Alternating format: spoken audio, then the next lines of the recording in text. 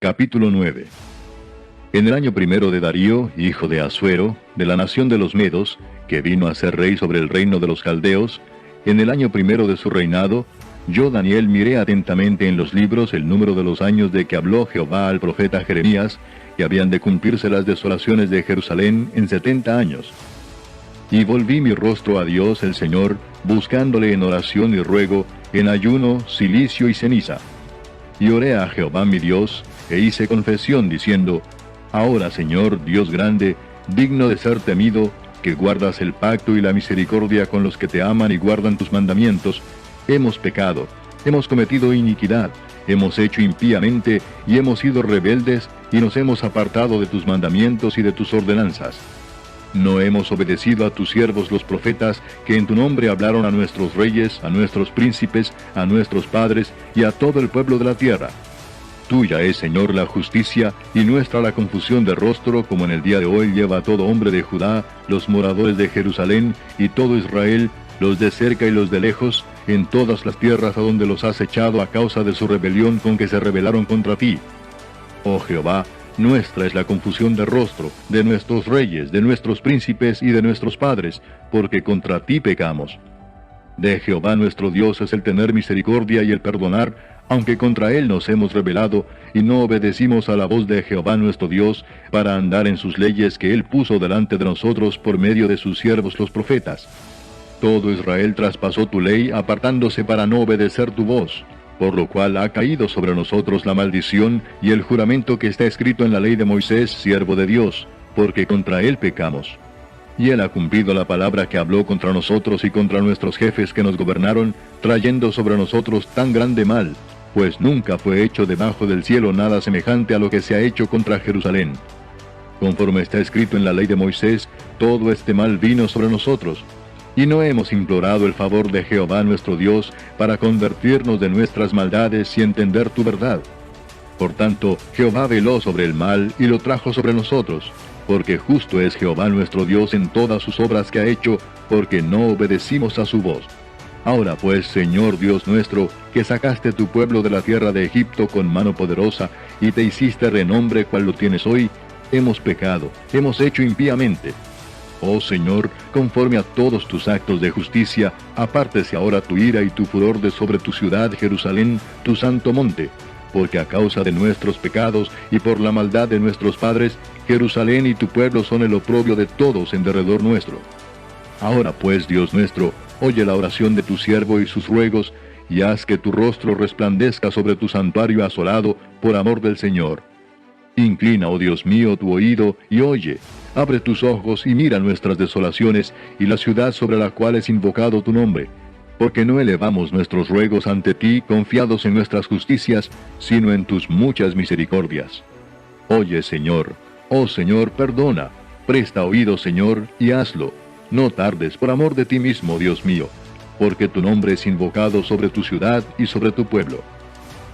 Aún estaba hablando y orando y confesando mi pecado y el pecado de mi pueblo Israel, y derramaba mi ruego delante de Jehová mi Dios por el monte santo de mi Dios. Aún estaba hablando en oración, cuando el varón Gabriel, a quien había visto en la visión al principio, volando con presteza, vino a mí como a la hora del sacrificio de la tarde. Y me hizo entender y habló conmigo diciendo: Daniel, ahora he salido para darte sabiduría y entendimiento. Al principio de tus ruegos fue dada la orden, y yo he venido para enseñártela, porque tú eres muy amado. Entiende pues la orden y entiende la visión. 70 semanas están determinadas sobre tu pueblo y sobre tu santa ciudad, para terminar la prevaricación y poner fin al pecado y expiar la iniquidad, para traer la justicia perdurable y sellar la visión y la profecía, y ungir al santo de los santos. Sabe pues y entiende que desde la salida de la orden para restaurar y edificar a Jerusalén hasta el Mesías príncipe habrá 7 semanas y 62 semanas. Se volverá a edificar la plaza y el muro en tiempos angustiosos. Y después de las 62 semanas se quitará la vida al Mesías, mas no por sí.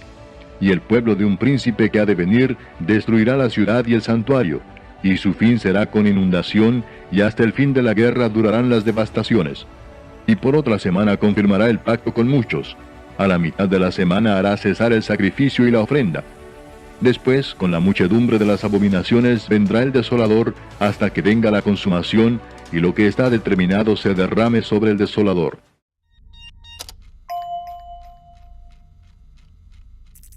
Daniel era un joven hebreo que vivió en una época de gran apostasía del pueblo judío. A causa de esto, Dios permitió que en el año 605 a.C., Nabucodonosor, rey de Babilonia, los venciera y los tomara cautivos.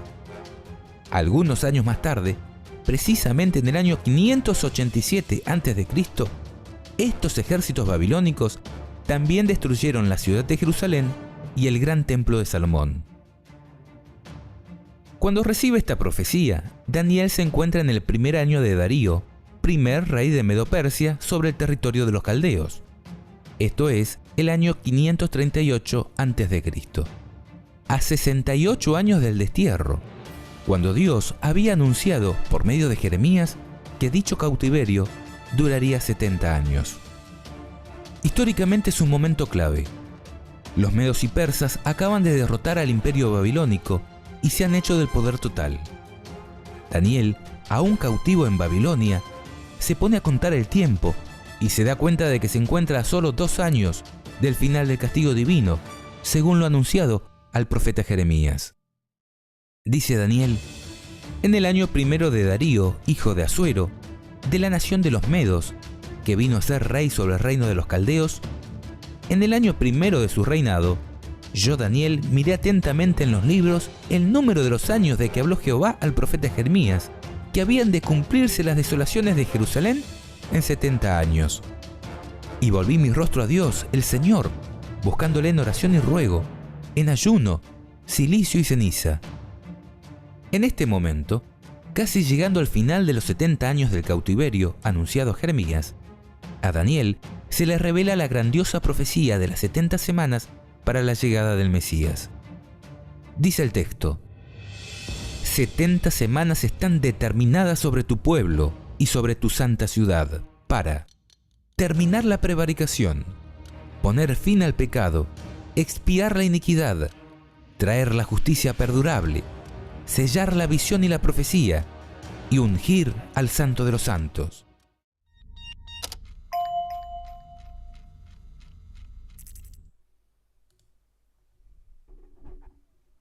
Hola a todos, ¿cómo están? Un abrazo muy grande para cada uno de ustedes. Estamos comenzando este nuevo curso de escatología. Son 4 a 5 clases que vamos a tener.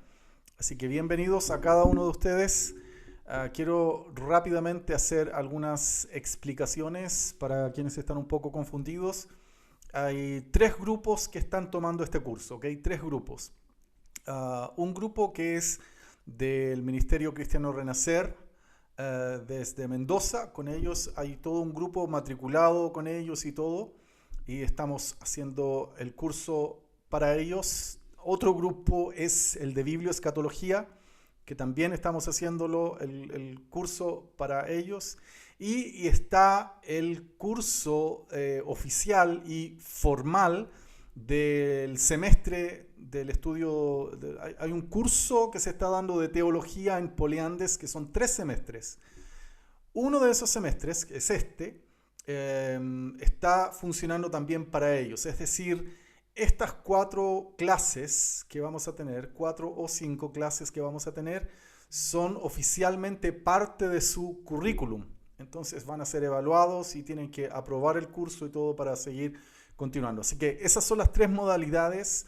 Los de Biblioescatología y los del Ministerio Cristiano Renacer lo estamos haciendo a través de Facebook Live, ¿ok? Facebook Live es la plataforma para estar siguiendo los videos y las enseñanzas.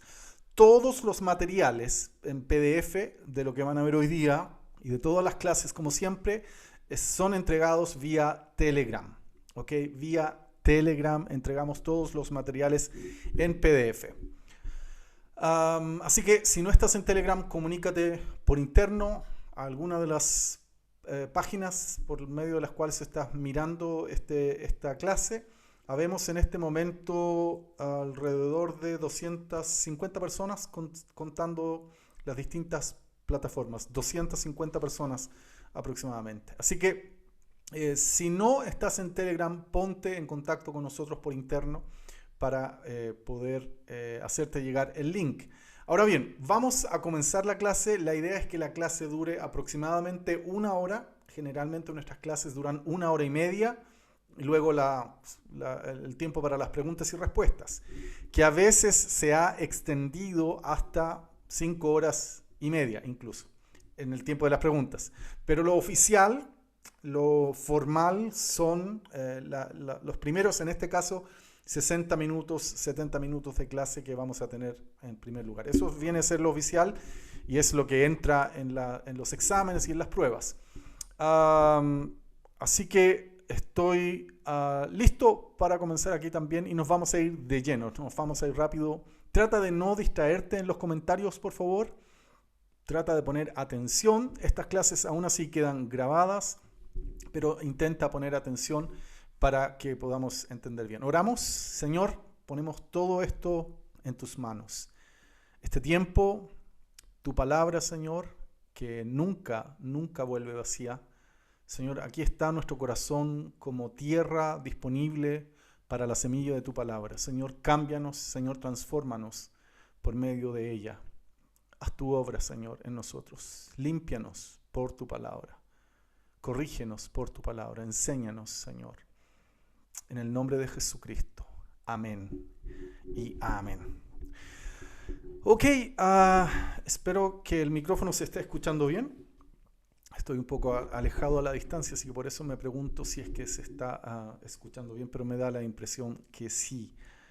Les cuento, vamos a hablar en esta primera clase exclusivamente acerca de las 70 semanas de Daniel.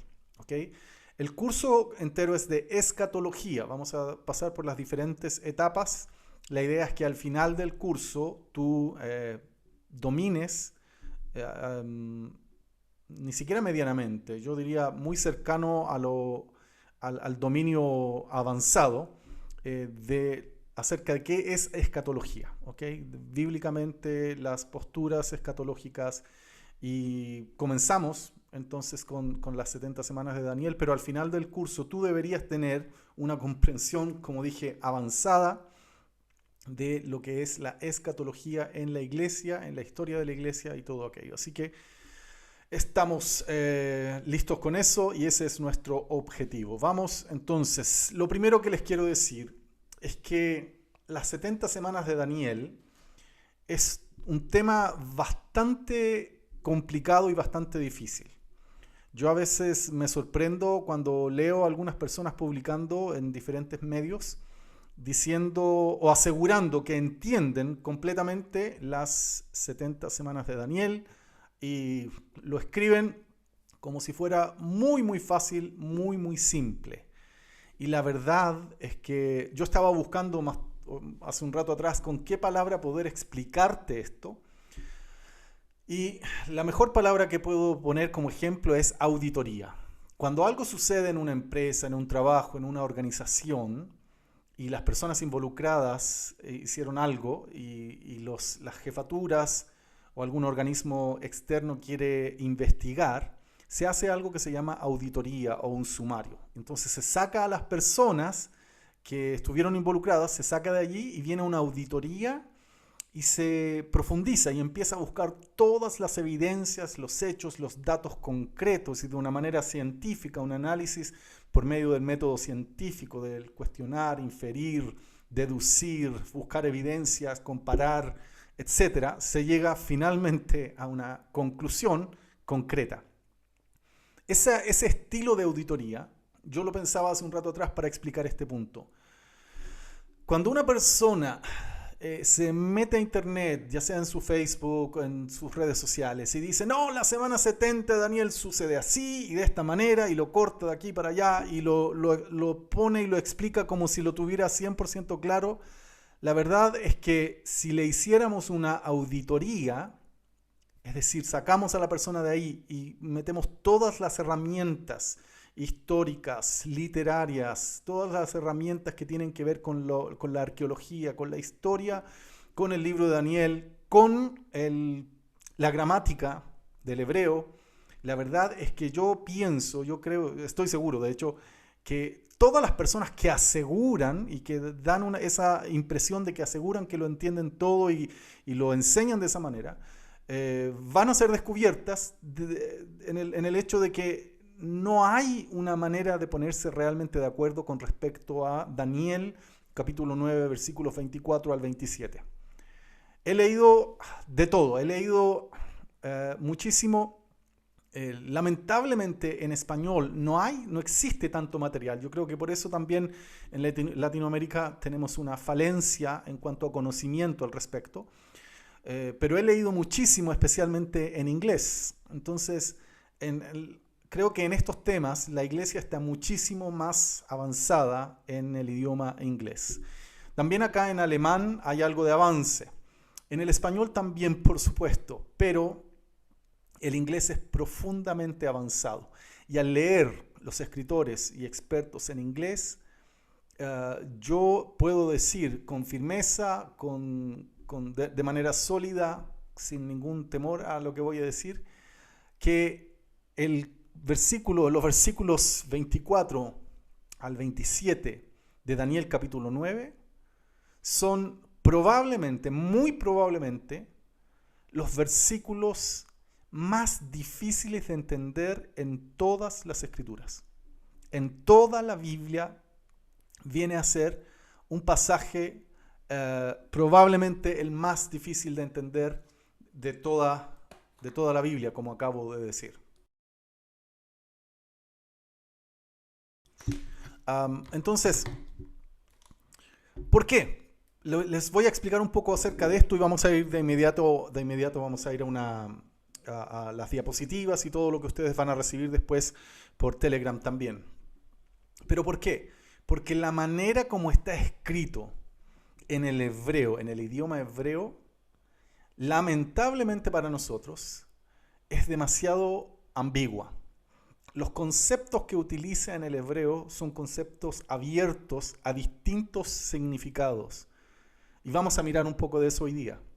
Entonces, la discusión siempre se centra en qué realmente significan esas palabras que están escritas allí.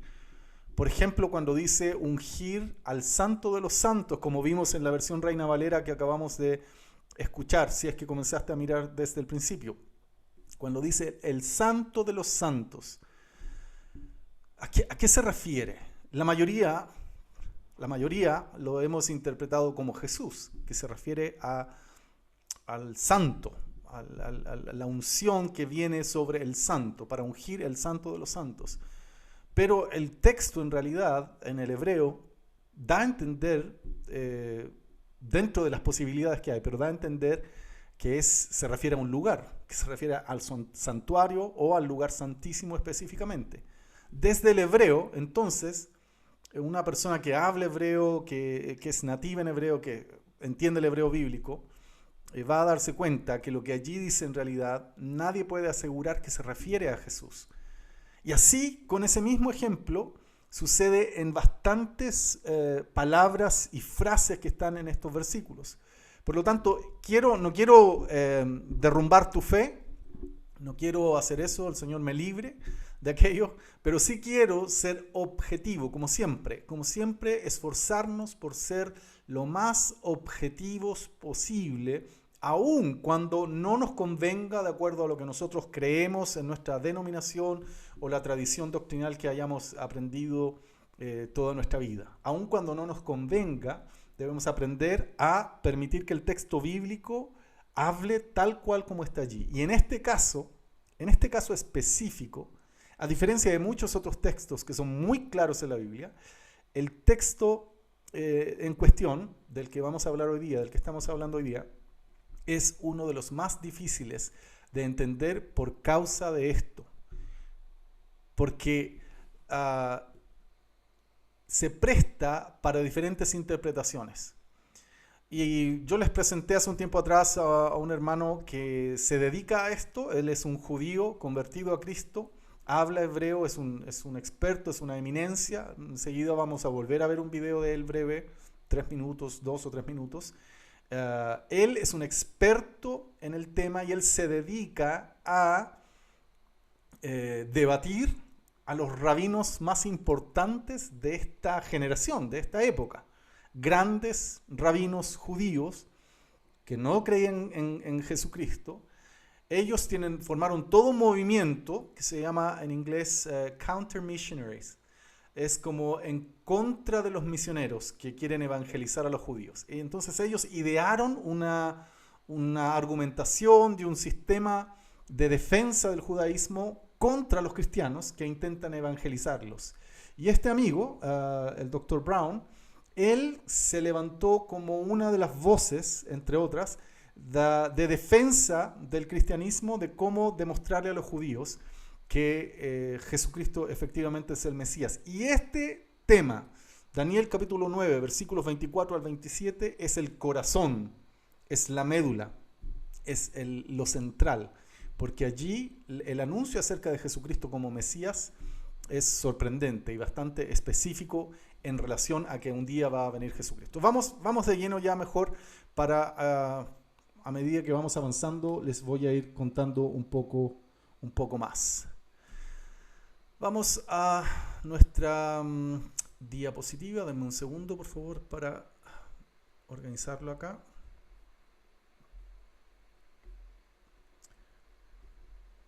Entonces, vamos a comenzar con una introducción sobre la historia, la parte histórica. Vamos rápidamente a ver esto, entonces. Dale una mirada a esto, por favor, a esta imagen. Esta es una línea de tiempo desde el año 1000 hasta el 400 antes de Cristo, ¿ok? Año 1000 hasta el 400 antes de Cristo. Comenzamos con Saúl, el primer rey de Israel. Saúl. Posteriormente tenemos a David. Después de eso tenemos a Salomón. Aquí el reino estaba unido, es decir, Israel y las 10 tribus del norte y las 2 tribus del sur estaban unidos, eran 12 tribus, el reino estaba completamente unido. Saúl, David, Salomón. Pero luego de eso, voy a hacer cuenta que ustedes ya dominan esto porque si no me quedaría mucho tiempo aquí. Después de Salomón, el reino se divide en 2. 10 tribus se van al norte, forman Israel, o Efraín también. Son 10 tribus que se van al norte y 2 tribus se quedan en el sur, en la zona de Judá. Judá y Benjamín serían las tribus que se quedan, más los levitas que estaban en el templo. Luego, en el 722 a.C., como vieron en el video introductorio, o en un video que mandé hoy día, de hecho que lo subimos a la página en Facebook, es la caída del reino del norte a manos de los asirios. ¿Okay? Las 10 tribus son dispersadas y se les pierde el rastro a las 10 tribus del norte. Pero las tribus de Judá, la tribu de Judá continúa, el reino de Judá continúa, pero más tarde, en el 605, también cae cae a manos de los babilonios. Nabucodonosor es entonces el que viene y los lleva cautivos. Y en el 605 se produce la primera deportación a Babilonia. Unos 10, 12 años más tarde se produce la segunda y en el 586 se produce la tercera deportación de judíos hacia Babilonia. Pero aquí comienza nuestra historia, porque Daniel es llevado cautivo aquí. En el 605 es llevado cautivo a Babilonia y comienza este periodo conocido como los 70 años de cautiverio. Luego, en la tercera deportación, cuando se da la tercera deportación, el templo en el año 586 es destruido en Jerusalén. Es destruido, todos los utensilios son llevados por Nabucodonosor a Babilonia y el templo es allí entonces destruido. Jeremías está también presente en este tiempo, pero no es llevado cautivo a Babilonia. Lo que sí él hace es escribir el libro de Jeremías, específicamente en el capítulo 29, versículo 10, él da una profecía acerca de los 70 años. Y esa profecía acerca de los 70 años, es la que más tarde Daniel va a leer y va a entender y va a ser movido por el Espíritu Santo para orar. ¿Qué sucede? Que aquí en esta época, cuando está llegando al cumplimiento de los 70 años, Daniel entonces tiene esta revelación, por lo que había leído en el profeta Jeremías y en otros libros, acerca de que se estaban cumpliendo los 70 años y era el momento en que Dios los iba a sacar de Babilonia para llevarlos de regreso a Jerusalén. Cae Babilonia en este momento a manos del imperio medo-persa y Ciro de los persas, medo-persa, él es el que conquista Babilonia. Los judíos pasarían a estar a manos de él entonces, y en él encuentran favor de Dios a través de él, que les da un edicto para regresar a la tierra de Israel, a Jerusalén. Atención, porque esto es fundamental. 539 a.C. reciben un edicto de parte de Ciro. También debo decir que Isaías, que lo tenemos por acá, había profetizado acerca de este hombre, acerca de Ciro, unos 100 años antes. Y había dicho, o más, que este hombre, Ciro, era un ungido. Atención con esto también. Ciro era un ungido de Dios, ungido del Señor, un Mesías. Mashiach, esa es la palabra en hebreo para decir ungido. Entonces, Isaías mira hacia el futuro por medio del Espíritu Santo y habla de este hombre como el ungido del Señor. Y es él el que entonces liberta a los judíos de los babilonios y les permite regresar a Jerusalén. Eso no fue todo de un viaje, no sucedió de inmediato, sino que comenzaron también de a poco los judíos a regresar. Y en el 516 antes de Cristo, es decir, unos 23 años después del edicto, el sumo sacerdote Josué, el gobernador Zorobabel, habían regresado a Jerusalén y reconstruyen el templo o construyen el segundo templo. Pero los muros no fueron construidos. Reconstruyeron el templo, el segundo templo, que no fue igual de glorioso y grandioso como había sido el templo de Salomón, que se había construido por acá, el templo de Salomón en este sector. Pero ellos reconstruyen el templo que había sido destruido aquí. El templo de Salomón entonces lo construyen aquí, luego Nabucodonosor en el 586 lo destruye y en el 516 aproximadamente, todos estos números son aproximados, ¿ok?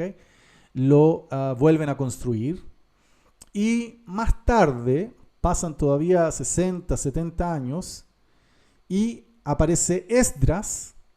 Estos libros, Esdras y Nehemías, Esdras con Nehemías cubren todo este proceso, desde aquí, todo este tiempo histórico, desde aquí hasta aquí, ¿ok? Todo ese tiempo lo cubren en historia, así que si tú los lees vas a poder darte cuenta de esto. Entonces, en el 457 aparece otro decreto que se le da a Esdras, o una autorización, o un documento que de parte del emperador de ese momento, de los medo-persas, que le da a Esdras el documento. Artajerjes debería ser aquel personaje. Y unos pocos años más tarde, Nehemías también recibe uno para ir a reconstruir la ciudad, reconstruir los muros. Entonces, ¿qué es lo importante en esta línea de tiempo? Lo importante es lo siguiente. Jeremías profetiza, por aquí más o menos, 587, profetiza y lo encuentras en Jeremías 29:10, acerca de las 70 semanas. Perdón, de los 70 años. Profetiza que iban a estar 70 años en cautiverio. Ese es un punto importante. Luego, inmediatamente después de eso, el templo es destruido. Luego, en el 539, cuando los medo-persas derrotan a los babilonios, el emperador Ciro, que había sido profetizado por Isaías como el ungido del Señor. Atención, que Ciro no es judío, Ciro no es una persona del linaje de Abraham. Ciro es un mundano, perverso, gentil, todo lo que quieras ponerle, eso era él. Y era de los medo-persas. Aún así, Isaías lo llama a él como el ungido, porque él es el que va a libertar a los judíos de la mano de los babilonios y les va a permitir regresar a la tierra de Israel. Entonces sucede aquello, pasa lo que les acabo de decir, unas pocas décadas, se reconstruye el templo, aparece aquí la figura del sumo sacerdote Josué, también es importante, porque un sumo sacerdote es un ungido, un Mashiach, un Mesías, desde la palabra hebrea, Mesías, que quiere decir ungido. La palabra Mesías era utilizada para los reyes, para todo aquel que fuera ungido. Eso es sumamente importante y relevante en esta clase de hoy. Más tarde entonces, obviamente mueren estas personas y ya en el año 457, cuando el templo está ya construido, lo había construido acá, pero Esdras va a ser como un avivamiento, un volver a la palabra de Dios, es un líder espiritual y recibe la autorización también del imperio persa para ir entonces hasta ese lugar. Y luego Nehemías recibe la autorización para ir a reconstruir los muros y hacen todo un trabajo de reconstruir la ciudad entonces juntos ellos. Todo esto es sumamente importante, ¿ok? Sumamente importante. ¿Por qué? ¿Por qué es importante? Porque la profecía de Daniel 9, 24 al 27, pareciera tocar varios de estos aspectos que te acabo de mencionar. Y el primero de ellos es cuál es la orden o el decreto. No sé si recuerdas que en Daniel 9, 25, dice así: has de saber y entender que desde la salida de la orden para restaurar y reconstruir a Jerusalén hasta el Mesías príncipe habrá 7 semanas y 62 semanas. Entonces esa fecha es importante.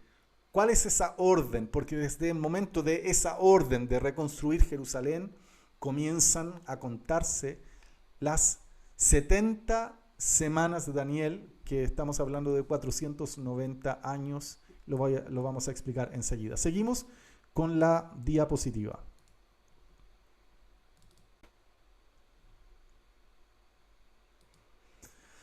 Al final dejamos espacio para preguntas.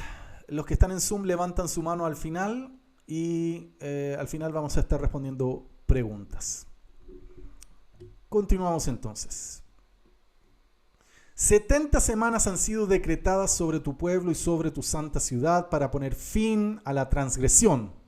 Mira, esto debería pasar en las 70 semanas. Esto es importante también. Fin a la transgresión. Terminar con el pecado. Expiar la iniquidad. Esos 3 primeros tienen que ver con el pecado y la expiación del pecado. Los siguientes 3 hablan de justicia eterna, sellar la visión y la profecía y ungir, atención, ungir el lugar santísimo. Esta es la versión de la Biblia de las Américas. La Reina Valera del 60 decía ungir al santo de los santos. Esto es lo que les expliqué hace un momento atrás, que hay palabras que cuesta entender porque pueden significar diferentes cosas. Y está correcto decir aquí lugar santísimo, absolutamente correcto, aunque esta expresión es muy utilizada para pensar que está hablando de Jesús. ¿Ok? Lo vamos a ver más adelante también. 25. Has de saber y entender que desde la salida de la orden para restaurar y reconstruir a Jerusalén, atención, desde la salida de la orden, es decir, ahí comienza a contar el reloj, para restaurar y reconstruir a Jerusalén, hasta el Mesías príncipe, habrá 7, vamos a mirar eso de las salidas. Dame un segundito, aquí. Estas son diferentes fechas propuestas a través de la historia para hablar de esos decretos, de esas órdenes de reconstruir o de regresar a la tierra. La primera es la versión de los judíos no creyentes en Jesús. ¿Okay? Hablamos de aquí del mundo ortodoxo, judío ortodoxo. Ellos consideran esta, la vamos a ver enseguida. Otros consideran que se comienza a contar desde Ciro, 538, la fecha que acabamos de ver en la línea de tiempo. Aquí tienes algunos versículos bíblicos que los puedes revisar después. Darío, en el 512 también hay un decreto o un permiso que se otorga en el tiempo de la reconstrucción del templo. Casi nadie considera esto en todo caso como fecha de inicio. Artajerjes, en el 457, como vimos en la línea de tiempo, le da a Esdras el permiso. Y Artajerjes en el 444 le da a Nehemías el permiso. Entonces cualquiera de estas son las que son consideradas para fijar esto, has de saber y entender que desde la salida de la orden para restaurar y reconstruir Jerusalén hasta el Mesías príncipe habrá 7 semanas y 62. Ok. Vamos a mirar, enseguida volvemos a leer. Porque estas son las preguntas que nacen del texto y que son, aunque no lo creas, muy difíciles de responder y algunas prácticamente imposibles de responder con claridad. Dale una mirada, por favor, a estas preguntas.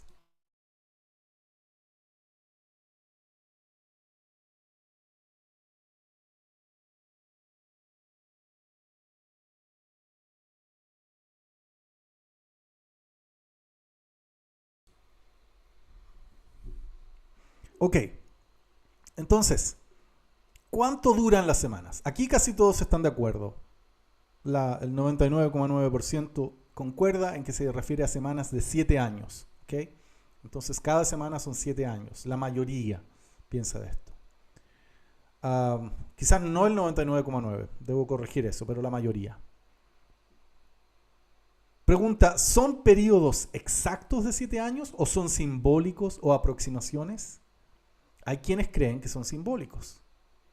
¿Cuándo comienzan esas 70 semanas? Ya lo vimos, estas fechas, cuando fue dada la orden.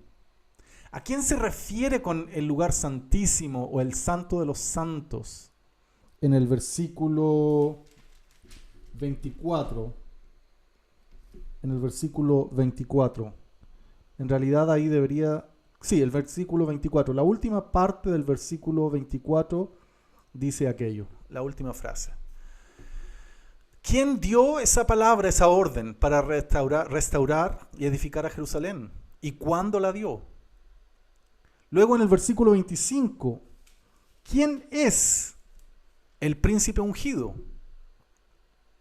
¿Quién es? ¿A quién se refiere en el versículo 25? A ver, veamos. Veamos hacia atrás en el versículo 25. Has de saber y entender que desde la salida de la orden para restaurar y reconstruir a Jerusalén hasta el Mesías príncipe habrá 7 semanas y 62 semanas. ¿A quién se refiere con el Mesías príncipe? Porque en las posiciones que vamos a ver, las posturas que vamos a revisar, se le atribuye también a otras personas. Seguimos con las preguntas. ¿Es el mismo príncipe ungido del versículo 25 o alguien más? Veamos. Has de saber y entender que desde la salida hasta el Mesías príncipe. Después, el 26, el Mesías será muerto.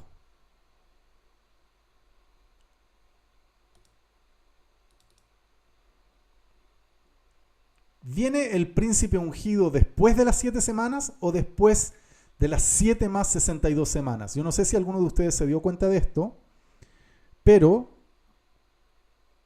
aquí la lectura simple del texto da a entender que el Mesías viene después de las 7 semanas. Has de saber y entender que desde la salida de la orden para restaurar y reconstruir Jerusalén hasta el Mesías príncipe habrá 7 semanas y 62 semanas. Entonces, ¿el Mesías viene a las 7 semanas o a las 7 y 62 semanas. Por favor, no me malinterpretes. Yo no estoy cuestionando. Estoy simplemente, como dije al principio, siendo objetivo. Lo que el texto dice de manera escrita. ¿Y por qué es tan difícil este texto? Y es el más difícil de toda la Biblia. Es el texto más difícil de comprender por causa de estas cosas que te estoy señalando. Porque en el hebreo, si esto es español, la Biblia de las Américas generalmente traduce muy bien y respeta bastante la estructura y el significado de los textos bíblicos, ya sea del Antiguo Testamento, el texto masorético, o del Nuevo Testamento. Y lo traduce muy bien aquí. Pero da a entender que hay un Mesías después de las 7 semanas. Ahora bien, me voy a adelantar a algo que se supone que les iba a decir después, pero aquí el sumo sacerdote Josué es considerado también como ese Mesías. Es considerado también como ese Mesías. Más adelante lo volvemos a ver. Por eso es que es tan importante esta pregunta.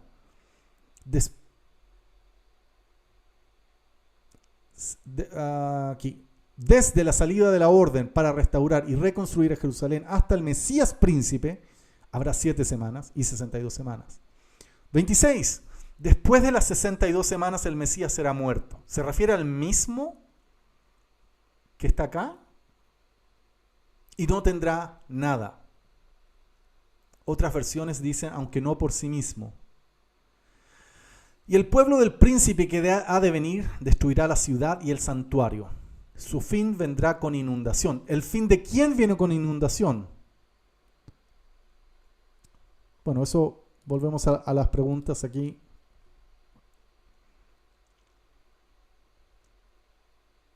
Esta. ¿Quién es el ungido que es cortado sin tener nada? ¿Es el mismo príncipe ungido del versículo 25 o es alguien más? ¿Quién es el príncipe que ha de venir, cuyo pueblo destruye la ciudad y el santuario? ¿Es Tito, el de los romanos? ¿Es Antíoco Epífanes, como vamos a revisar enseguida?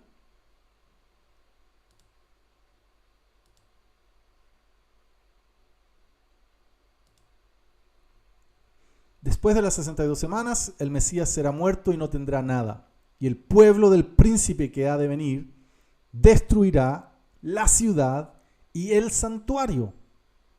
Y atención, su fin vendrá con inundación. ¿El fin de quién? ¿De la ciudad y el santuario? ¿O el fin del príncipe que ha de venir? Tampoco es claro en el hebreo aquello. Aún hasta el fin habrá guerra. Las desolaciones están determinadas.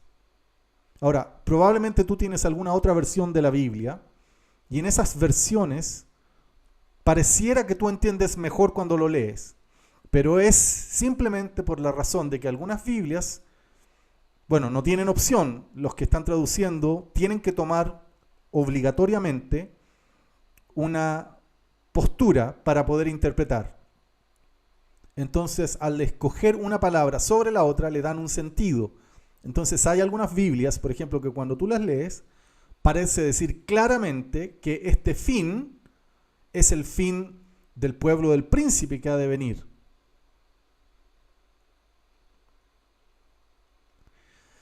Aún hasta el fin habrá guerra. Las desolaciones están determinadas.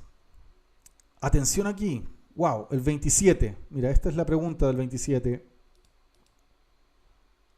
¿Quién es el que hace el pacto firme?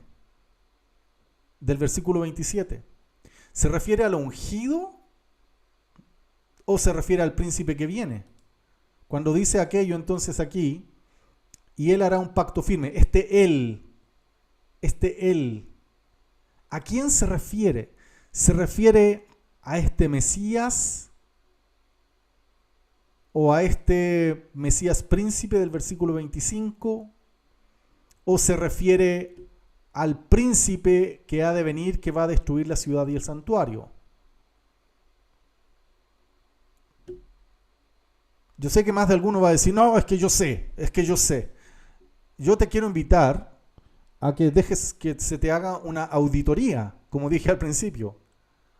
Ir a los textos y dejar que los expertos que hablan hebreo bíblico y que entienden hebreo bíblico y que comprenden todo esto, puedan explicar cómo ellos lo leen, cómo ellos lo entienden. Aquí creo que es un buen momento para hacer una breve pausa.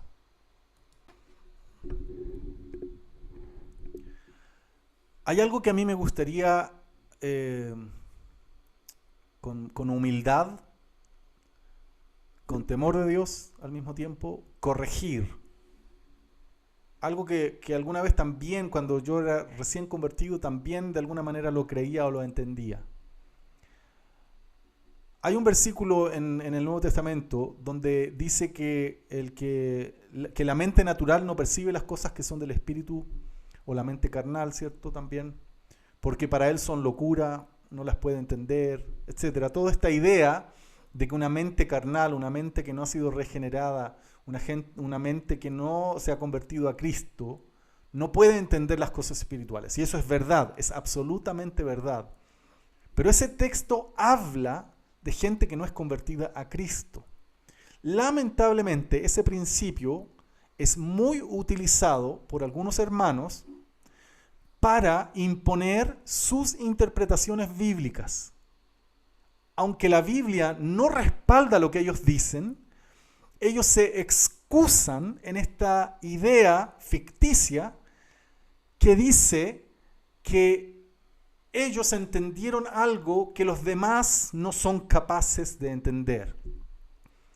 Y por ende rechazan absolutamente a todos los estudiosos bíblicos. Los rechazan y de inmediato los condenan como personas frías que no tienen una relación con Dios, que no conocen al Espíritu Santo. Inmediatamente hay personas, y todo ese discurso es solamente como una manipulación y una estrategia para defender las doctrinas que enseñan, porque la Biblia no las defiende. No sé si me alcanzas a entender. Son excusas y argumentos ficticios manipulados, porque como no tienen para sus enseñanzas, como no tienen respaldo bíblico, no tienen ningún versículo que les diga, mira, aquí, acá, no tienen coherencia bíblica, como no la tienen, se esconden detrás de este principio.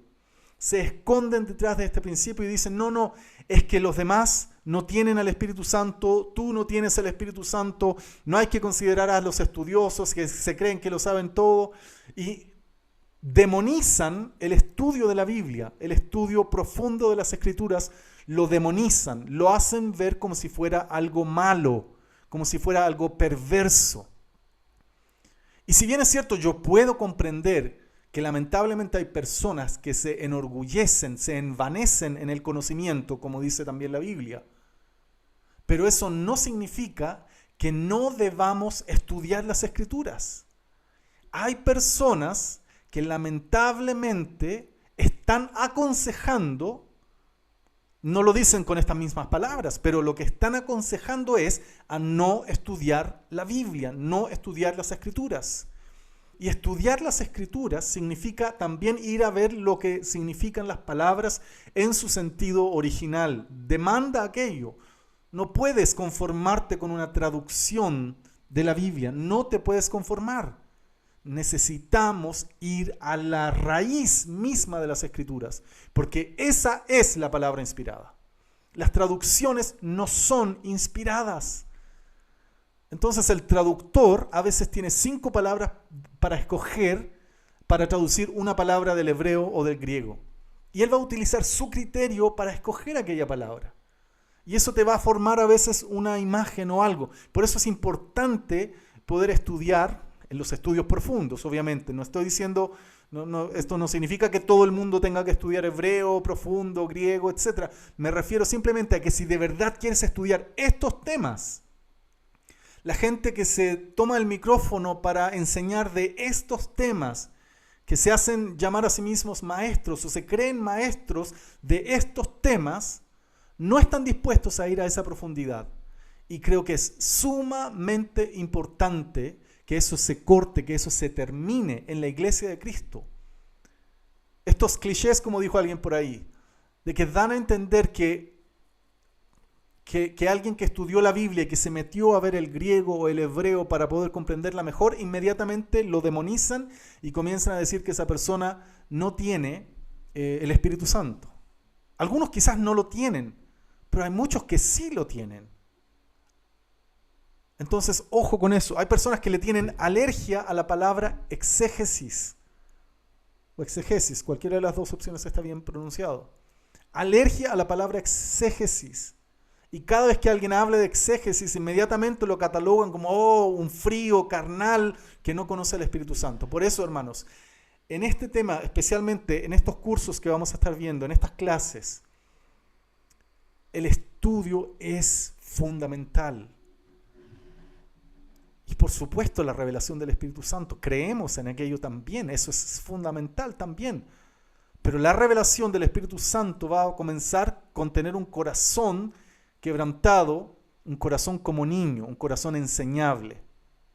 Así comienza a recibir revelación del Espíritu Santo, revelación bíblica, revelación de lo que está escrito profundamente allí, es cuando tu corazón es enseñable.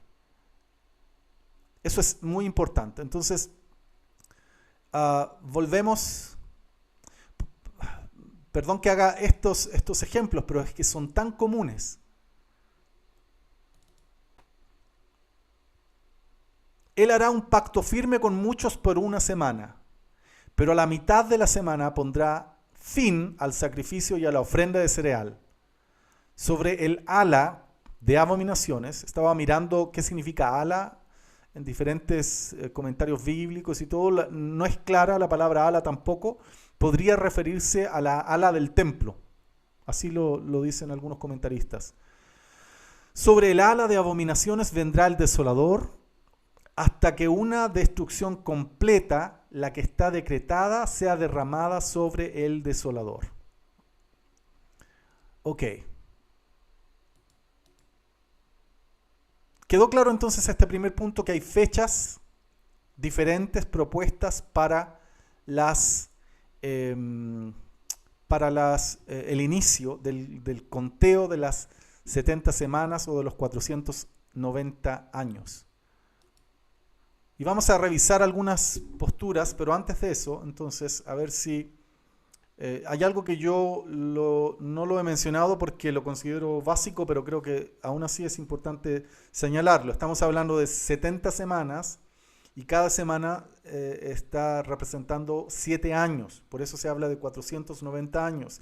Y en la profecía de Daniel vimos que se habló de 7 semanas primero, luego de 62 semanas, eso hace 69, y una última semana que vendría a ser la semana 70. Así es como lo leímos allí, de esa manera se le entrega la visión a Daniel. Ahora, yo dije que este texto ha sido muy difícil comprender, muy difícil comprender, es el texto probablemente, como dicen muchos, no varios, sino que muchos expertos, eruditos, es el texto más difícil de comprender de toda la Biblia.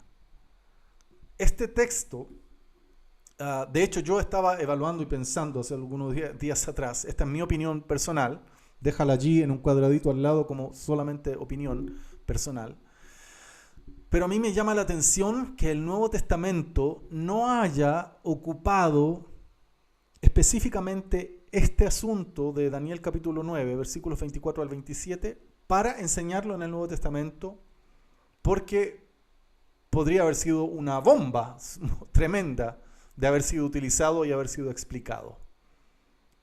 Tengo la impresión, y vuelvo a decir, esto solo déjala allí como opinión personal de quien está hablando, no es pregunta de prueba en el examen. Tengo la impresión de que no fue enseñado con esta claridad en el Nuevo Testamento, precisamente por la ambigüedad que en el texto hebreo este capítulo o estos versículos tienen. Jesús citó esta parte acerca de la abominación desoladora del profeta Daniel. Por lo tanto, validó las palabras de Daniel. Y el apóstol Pablo también, otra opinión personal aquí, cuando yo leo 2 de Tesalonicenses capítulo 2, cuando habla del hombre de pecado, cuando habla de la apostasía, cuando habla de todo esto el apóstol Pablo allí, a mí me suena muy familiar a lo que habla el libro de Daniel, los capítulos 10, 11, 12. Él habla de apostasía y en el hebreo también habla de algo parecido a apostasía. Habla de este hombre que aparece, de que habla cosas blasfemas, esto de que se sienta en el templo de Dios y se cree a sí mismo Dios. Todas esas descripciones de 2 de Tesalonicenses capítulo 2 a mí me dan la impresión muy fuerte que Pablo está inspirado en el libro de Daniel. Lo ha leído desde allí. Te vuelvo a decir, esta es la segunda opinión personal solamente. Puedo estar equivocado. Puede haber sido una revelación del Espíritu Santo directa o pueden haber sido ambas cosas. Pero el Nuevo Testamento no ocupa las 70 semanas como un argumento del Evangelio, ni siquiera en la discusión con los judíos de la época, ni siquiera en la discusión con los judíos de la época. Por lo tanto, creo que probablemente, ¿por qué el Espíritu Santo? Primero fue una decisión del Espíritu Santo de no ponerlo en el Nuevo Testamento. Una apreciación mía personal entonces es, desde la mirada más práctica, pragmática, es que como en el hebreo este texto no es concluyente, no habría sido utilizado en el Nuevo Testamento para ser enseñado. Los padres de la iglesia, o los escritos patrísticos del primer siglo hasta el cuarto siglo, yo estuve estudiando esto también desde el primero hasta el cuarto siglo, cuáles eran las posiciones, las posturas que tenían. La verdad es que es caótico, absolutamente caótico las interpretaciones si se comparan unas con otras. Nadie está de acuerdo, nadie está de acuerdo. 2/3 lo ven como algo ya cumplido, 1/3 lo ve como una probabilidad de que se repita después o que se cumpla a futuro. Hay unos que lo ven el final en el año 70, todo termina en el año 70, otros que todo termina en la cruz, otros que todo termina en el segundo siglo, otro, por ejemplo, Hipólito de Roma, que lo fija una fecha para la semana 70, llegando al año 500 aproximadamente después de Cristo. Y así. Otros que lo ven abierto en la historia hasta el final. En relación a este texto, hermanos, en los escritos patrísticos hay un asunto caótico. En la historia de la iglesia, incluso dentro de la historia reformada, no hay consenso absoluto. No hay consenso absoluto. Sí, hay una línea firme, fija que vamos a revisar, pero no hay un consenso absoluto en la propia historia de la Reforma. Vuelvo a decir, sí hay una línea, una dirección, pero en los detalles difieren bastante. Entonces, digo todo esto para reforzar este mensaje que Daniel capítulo 9, versículo 24 al 27 es un texto muy difícil y cualquier persona que ande en las redes sociales diciendo que lo tiene 100% claro y que lo entiende y que lo comprende y que lo enseña y abiertamente, si se le hace una auditoría, como dije al principio, es decir, con todas las herramientas, revisar los textos que está utilizando, se va a derrumbar aquellas teorías que las personas tienen, o por lo menos van a quedar como teorías, como propuestas interpretativas.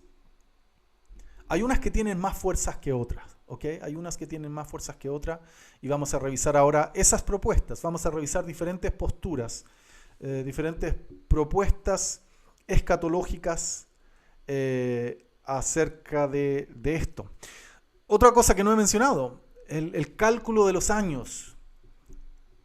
los judíos usan año lunar, no solar. Por lo tanto, el año tiene 360 días. Cuando Daniel recibe esta palabra, ¿cómo se concreta aquello? Todo aquello es año lunar, año solar, y se abre, wow, una increíble cantidad de situaciones. No quiero tampoco decepcionarte y decir que no podemos llegar a alguna conclusión. ¿Okay? Vamos a llegar a una conclusión. En esta clase, que no vamos a alcanzar a terminarla hoy, vamos a terminarla la próxima semana, vamos a llegar a una conclusión. Definitivamente vamos a llegar a una conclusión de cuáles son las posiciones, las posturas que tienen mayor fuerza bíblicamente. Vamos sí a avanzar hasta donde podamos llegar. Ahora todavía nos quedan unos minutos de clase. Déjame revisar si me falta algo de las cosas que yo quería mencionarte. Tenemos ahí las preguntas entonces. En los escritos patrísticos hay cronologías confusas. Por ejemplo, hay quienes intentaron hacer cronologías. Lamentablemente en aquellos tiempos no había tanto trabajo arqueológico como lo hay hoy. Por lo tanto, hoy salta a la luz los graves errores de muchos escritores de los tiempos del primer siglo, aproximadamente primero, segundo, tercer, cuarto siglo. Ok.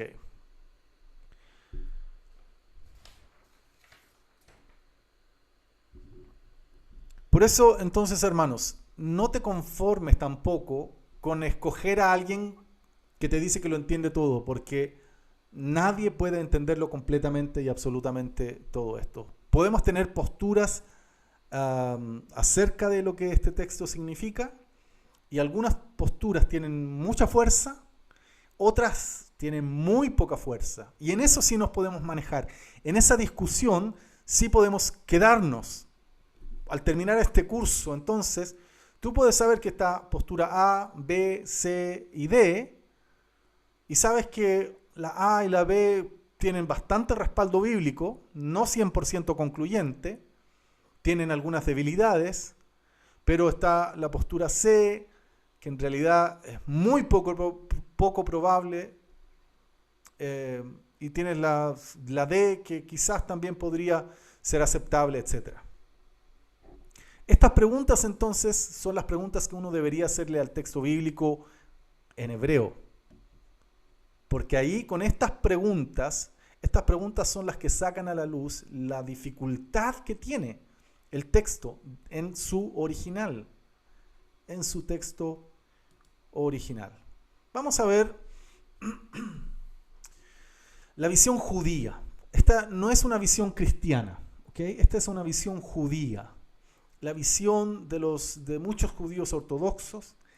Hay algunos matices, ¿okay? Si hay algún judío, lo dudo, pero si hubiera algún judío conectado, hay algunos matices, algunas diferencias entre un grupo y otro, pero más o menos esto es lo central de los judíos, lo que creen los judíos, y que es también aprovechado por los cristianos liberales. Muchos cristianos liberales se apoyan de esto también, y otros cristianos que no son liberales, pero sí ven una especie de recapitulación o una parte simbólica de esto. Voy a explicar eso en un segundo, pero dale una mirada por favor a este gráfico.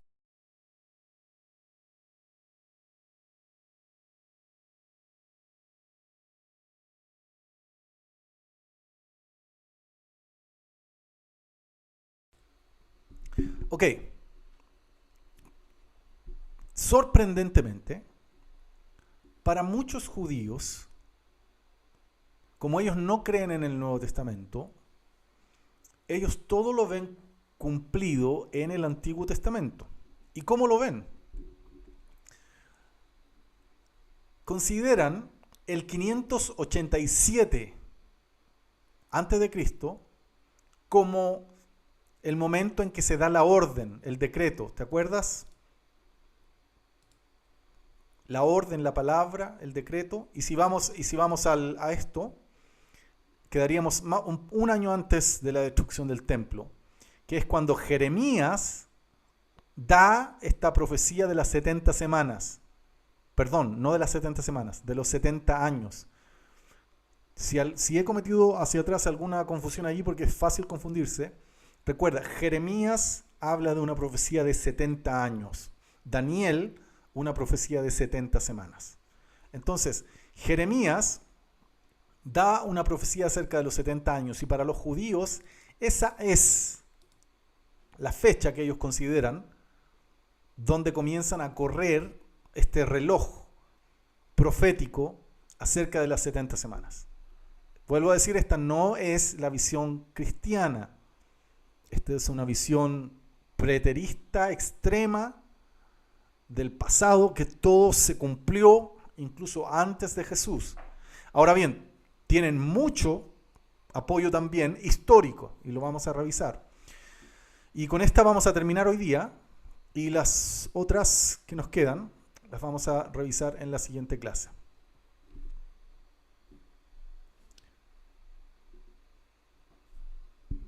Entonces, 587 a.C., esa es la profecía 29, Jeremías 29 del 10 al 13.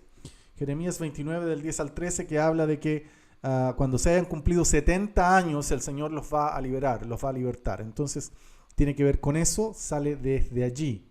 Luego en el 586 viene la destrucción del templo. Por lo tanto, entre el 587 y el 586, los judíos están considerando la orden, el momento en que sale la orden, que va de la mano con la destrucción del templo. Ok, aquí atención.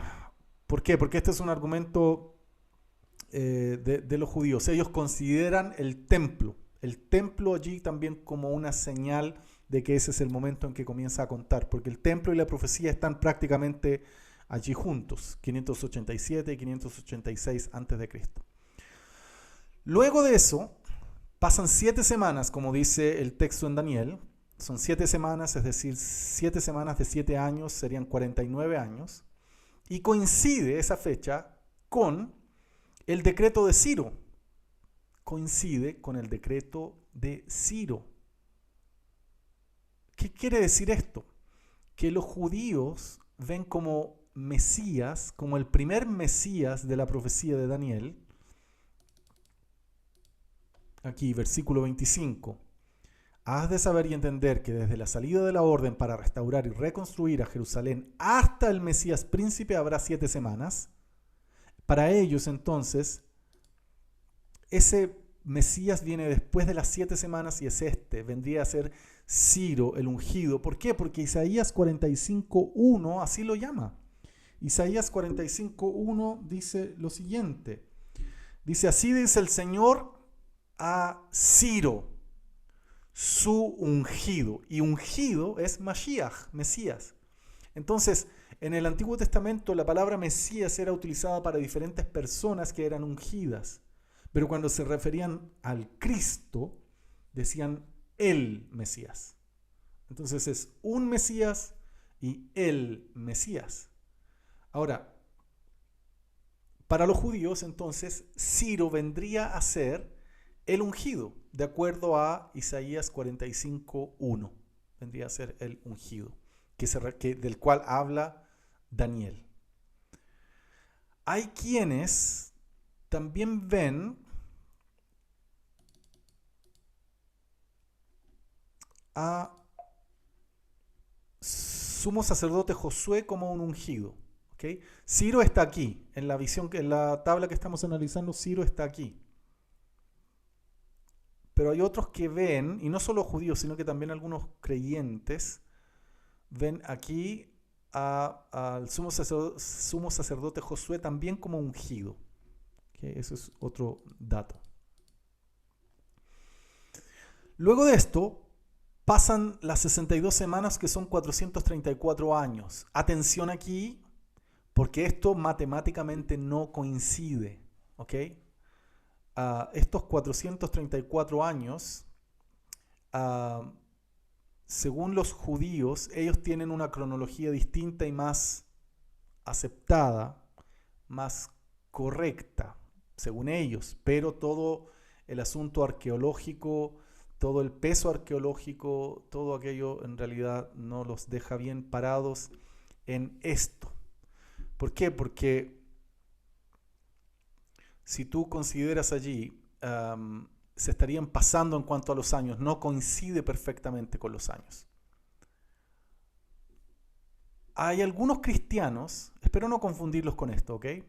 Hay algunos cristianos que consideran que esto es simbólico también, de alguna manera, y hay algunos judíos que podrían considerar esto como años simbólicos. Por lo tanto, no hay tanto problema en que no coincida justo en los años, en los años perfectos allí.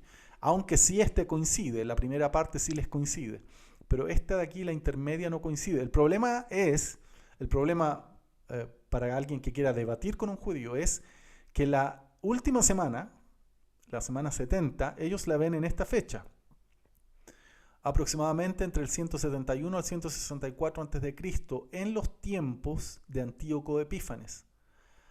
Ahora, aquí hay una similitud muy grande entre lo que hace Antíoco Epífanes y lo que dice el versículo. Después de 72, esta. Y el pueblo del príncipe que ha de venir destruirá la ciudad y el santuario. Su fin vendrá con una inundación. Aún hasta el fin habrá guerra.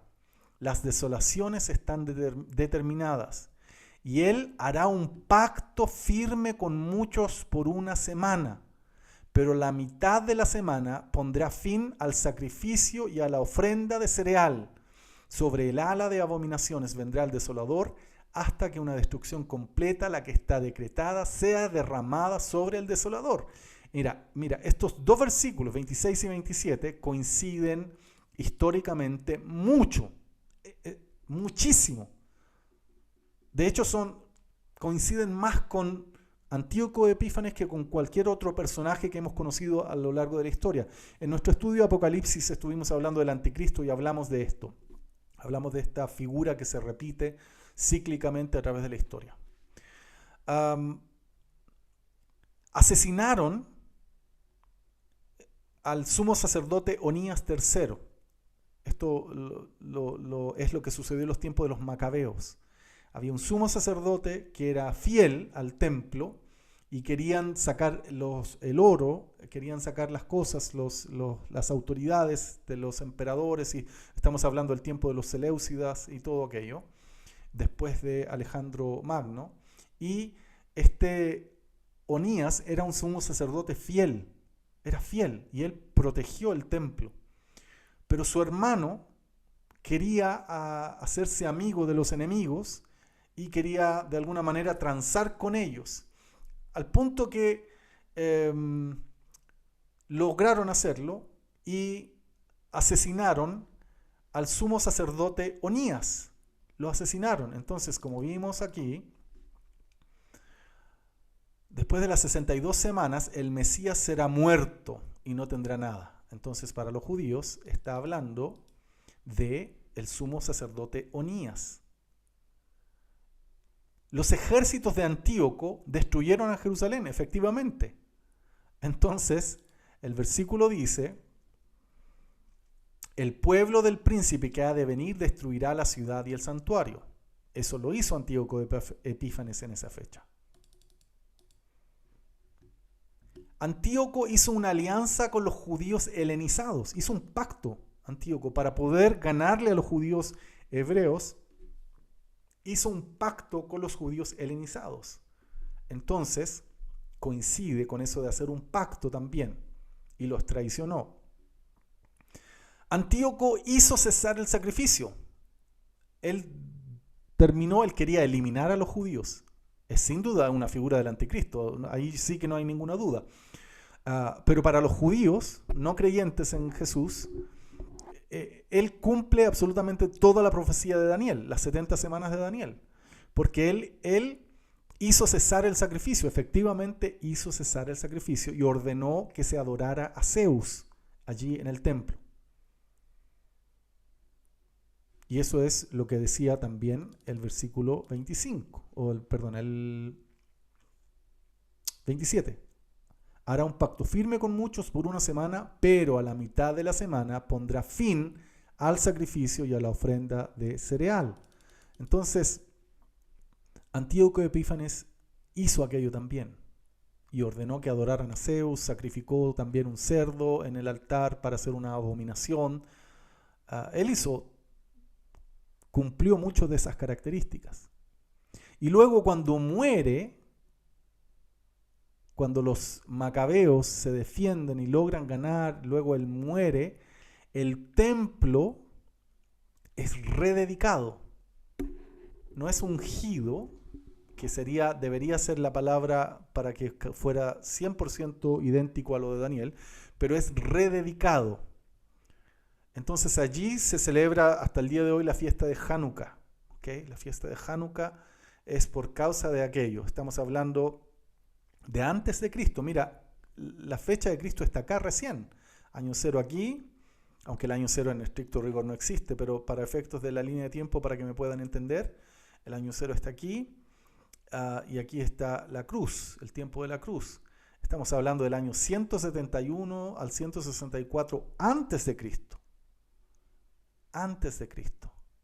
Por lo tanto, esta es la visión de los judíos. Esta es la visión de los judíos y también de algunos cristianos liberales que creen que todo se cumplió en el pasado, y teólogos liberales que, por ejemplo, creen que el libro de Daniel no fue escrito por Daniel, sino que fue escrito por los macabeos. Entonces ellos creen que lo escribieron precisamente porque ya los hechos habían sucedido. Estamos terminando, ya si la cabecita no te da para más, tranquilo, estamos terminando ya. Voy a explicar este último punto.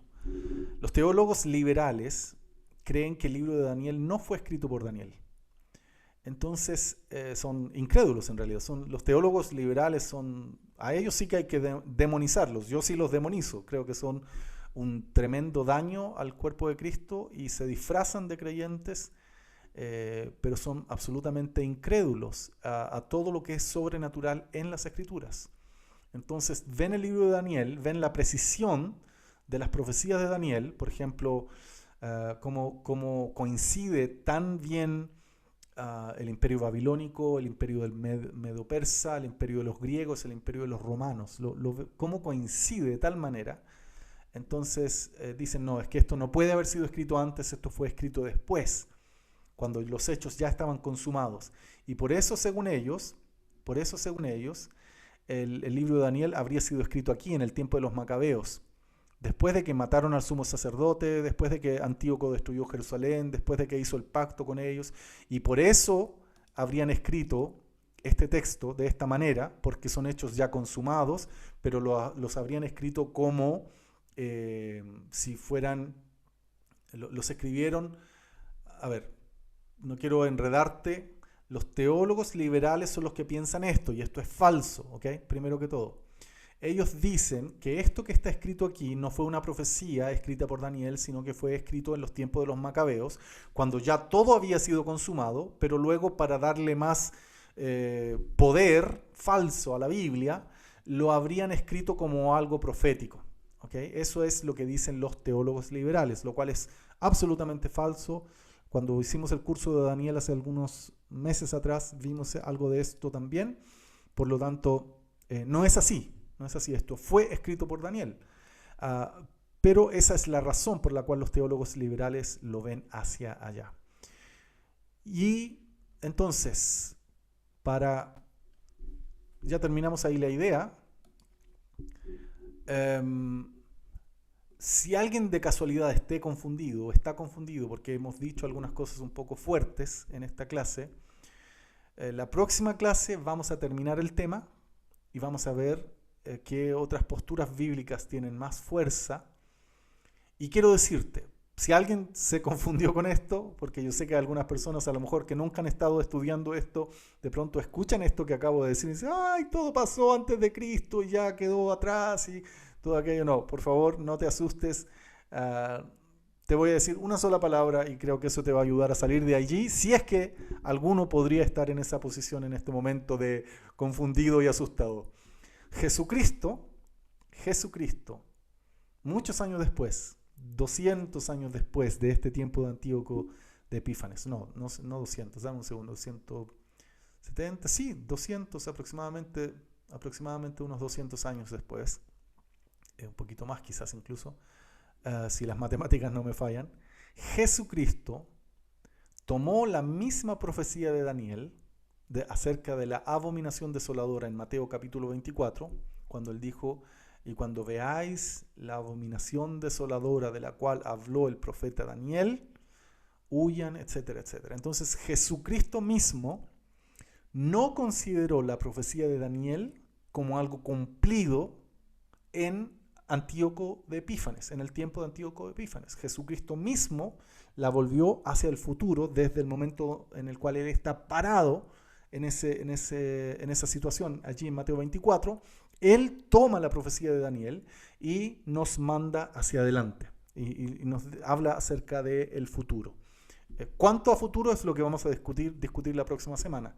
Pero eso es entonces, hermanos,